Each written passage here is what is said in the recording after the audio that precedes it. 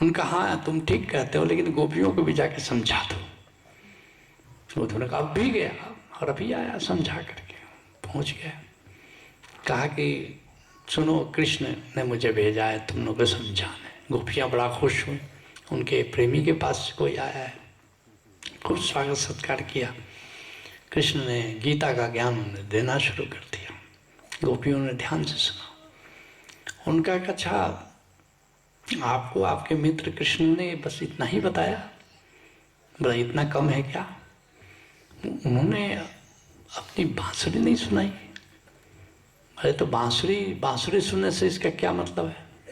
गोपियों ने कहा कि नहीं, वो जो बांसुरी बाहर बजाते हैं हम लोग उनकी बात नहीं कर रहे हैं, वो जो भीतर बजती है, जो आपके भीतर भी बज रही है, वो सुनाया कि नहीं सुनाया? वो ओंकार की बांसुरी सुनाया कि नहीं सुनाया? कहा कि ये तो मैं पहली बार तुम लोगों से सुन रहा हूँ। बल्कि तब तो बाल उन्होंने हमें दे दिया और घास फूस आपको दे दिया। उद्धव तो बड़े नाराज हुए, आया कृष्ण से कहा कि वो पगली है सब, वो समझने वाली नहीं है। बोले कृष्ण ने कहा कि उन्होंने कहा क्या?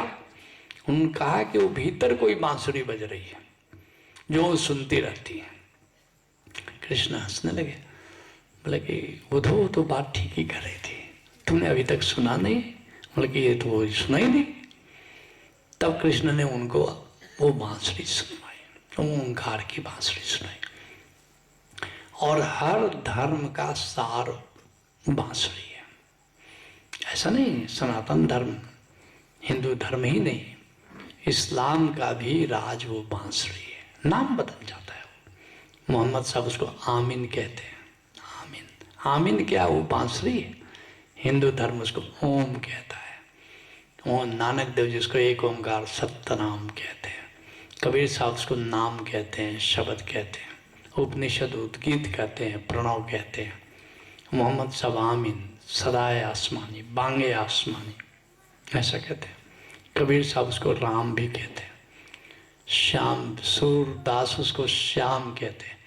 लेकिन सूरदास कहते हैं कि मुरली धुन गाजा, मुरली की एक धुन बज रही है और कोटि कृष्ण तह लाजा, करोड़ों कृष्ण शर्मा जाएंगे उस बांसुरी को सुनकर। देख लो, सूरदास के बारे में बड़ा भ्रम है कि सूरदास जी केवल वृंदावन के कृष्ण के गीत गाते थे। वल्लभाचार्य के मिलने से पहले वे सगुण कृष्ण के गीत गाते थे। जब अपने गुरु वल्लभाचार्य से मिले उसके बाद वो निर्गुण कृष्ण के गीत गाने लगे। और तब वो करें कि वो बांसुरी एक भीतर जो बज रही है, उस बांसुरी के सुर को सुन लो तो कोटि कृष्ण तह लाजा, करोड़ों कृष्ण उसके सामने शर्मा जाएंगे। तो निश्चित वह जो बांसुरी है, जो तुम्हारी आत्मा का संगीत है, महर्षि अरविंद कहते हैं कि बड़ा वो संगीत ऐसा है कि उस संगीत में आलोक है। मानो कि संगीत आलोकित हो गया है, अथवा आलोक के हाथों में बांसुरी आ गई है। इतना सुंदर भीतर आलोक आत्मा का फैला हुआ है। तो सारे जीसस उसको शब्द कहते हैं, वर्ड कहते हैं, लोगस कहते हैं। गौतम बुद्ध भी कहते हैं 1000 शब्दों को जानने की जगह तो उसे एक शब्द को जान लो, जिसको जानने के बाद कुछ बाकी नहीं रहता। तो सारे, चाहे जीसस हो, मोहम्मद साहब हो, कि कृष्ण हो, कि उपनिषद के ऋषि हो, सब उस बांसुरी की चर्चा करते हैं जो हमारी आत्मा में सदा सदा बज रही, जिसको ध्यान समाधि में तुम सबने सुना है। ओशोधारा की पहली समाधि में 6 दिन के लिए जब तुम आते हो तो 5वें दिन तुमको वो बांसुरी सुनाई जाती है। तो उद्धव ने जब वो बांसुरी सुनी तो हक्के बक्के रह गए। कहा कि कृष्ण आप सखा हो, मित्र हो, आपने गोपियों तक को बांसुरी सुना दी और मुझे गीता में उलझाए रखे। तो कृष्ण ने कहा गोपियां प्रेम में थी और तुम खोपड़ी में थे। गोपियों तक को क्या मतलब? गोपियों तक जैसे कि गोपियां बड़ी छोटी हों? नहीं, उद्धव वो तुमसे ज्यादा ऊंचाई पर है। क्योंकि वो प्रेम में है। ज्ञान का जब अंत होता है तो प्रेम की शुरुआत होती है। इसलिए प्रेम की ऊंचाई है। सारे संतों ने कहा है प्रेम वहां तक ले जाता है।